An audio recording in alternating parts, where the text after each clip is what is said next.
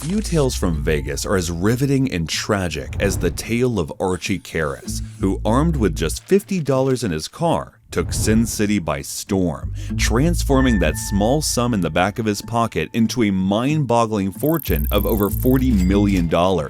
Though, in just a couple of decisions, he would lose everything.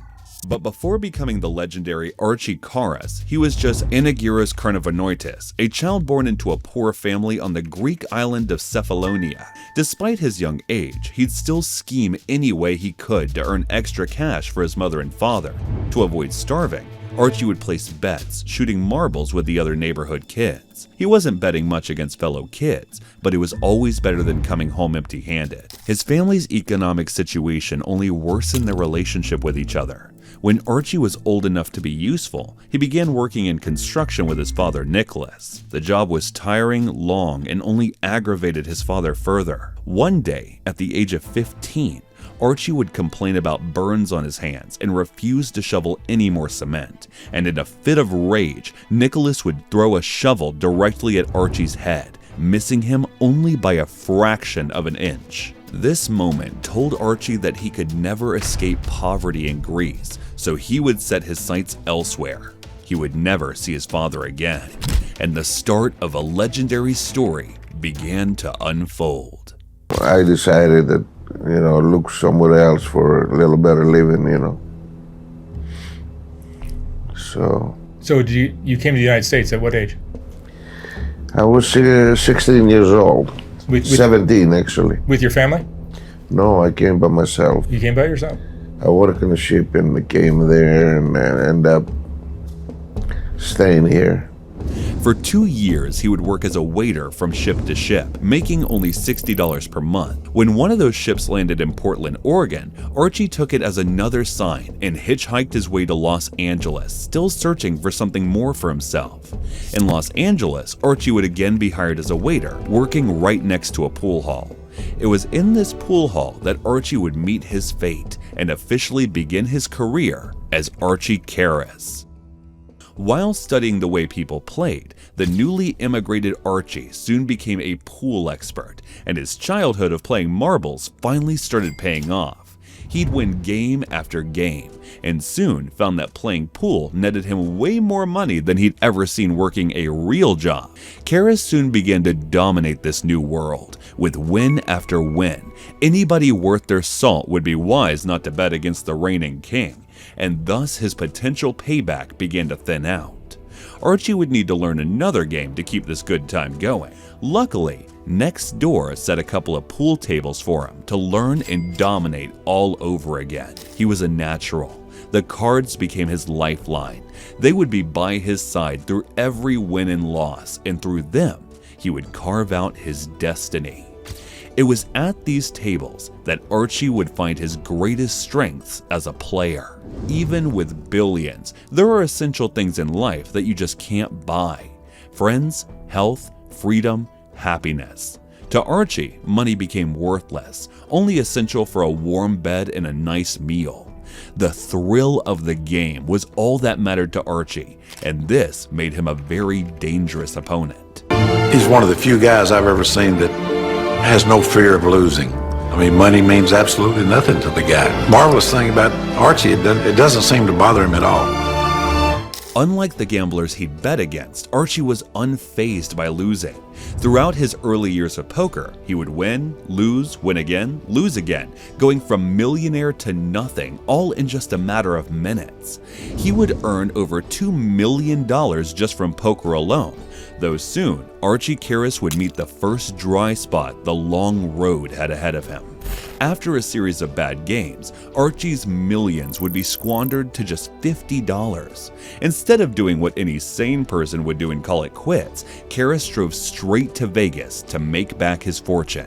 In Vegas, Archie would convince a fellow gambler to lend him $10,000 for a high-stakes game of Raz. Archie, being a Raz expert, easily made the loan back, and then some, handsomely paying the loaner $20,000 and keeping an extra $10K for himself. With that $10,000, he would challenge another very skilled and wealthy pool/poker player like himself, whom, for the sake of respect, Archie would refer to him as Mr. X in all of his retellings of the run. They started their wager playing 9-ball for $5,000 a game, half of Archie's total bankroll.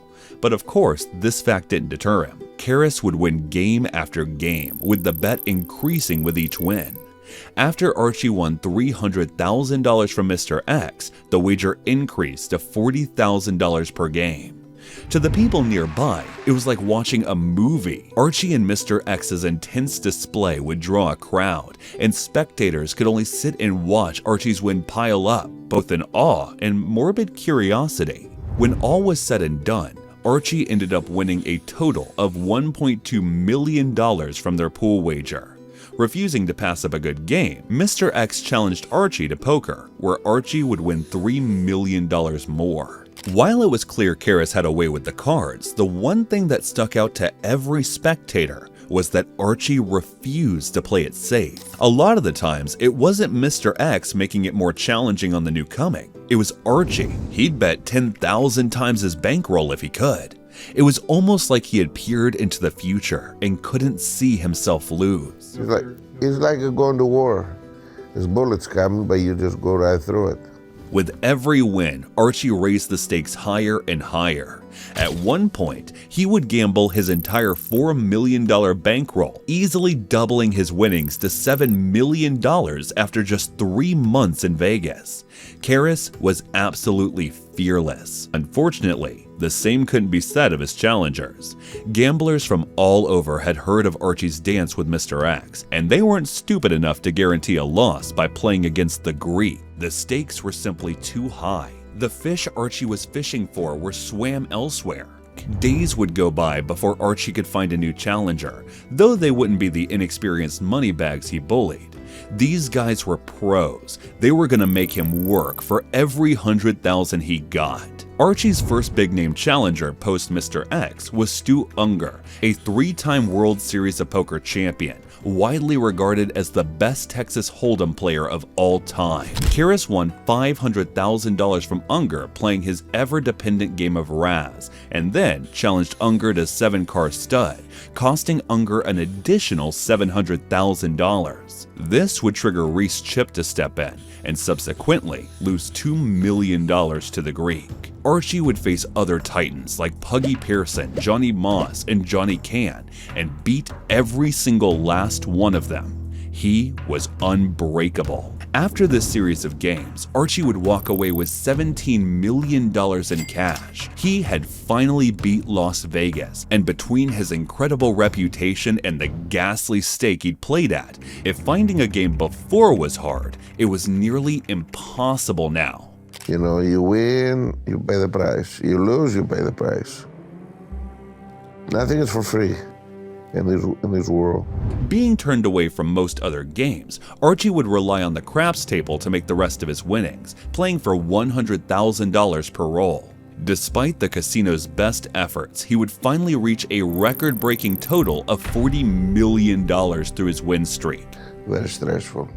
The casinos didn't like it. They were trying to beat me, and I was trying to beat them, and then it was a war. At this point, Archie had to carry several $million in his car, and thus, traveling became a hassle for him. To keep himself safe, he carried a gun with him at all times and had his brother and casino security escort him from place to place. While it wasn't obvious then, having to carry all that money began to weigh on Archie, both mentally and physically. When you were at your highest point, did you feel like your life was in danger? Of course, my life was in danger all times. It's not a good life. You know what I mean? It happened to be my life. You know, I didn't plan it, it just happened. After an incredible 2.5-year winning streak, Archie had flown too close to the sun, and soon he'd come plummeting down to the sea. Bit by bit, he'd lose that $40 million fortune, 11 mil lost in craps here, 17 mil lost on Barakat there. The series of losses would leave the Greek with only $12 million in tow. Defeated, Archie Karas returned to Greece to heal his spirits before coming back yet again to Las Vegas for round 2, though he still had trouble rekindling the luck that made him famous. Within just a month of reintroducing himself to Vegas, he'd lost everything except his last million. In a last-ditch effort, Karas challenged Johnny Can in a $1 million freeze-out match, to which he won and doubled his money, only to lose it all in a matter of days to more craps and Barakat. The legendary high roller was yet again penniless. And the craziest part? The worst was yet to come. Archie's misfortune wouldn't end up just losing his money. Anyone turning only $50 into $40 million is bound to raise a couple of eyebrows, and no one wanted to get to the bottom of Karas's wild luck more than the casino he made his winnings from. Casino is a lot of money if you win, but there's a lot of pressure, and they don't want you to win, because that's how they make their living. Right. They don't want you to make a living off them. In the aftermath of his downfall, while he'd continue to have small streaks here and there, he would never achieve the incredible highs of his fabled run. Whenever he started to make serious cash, he would lose it as quickly as he'd earned it.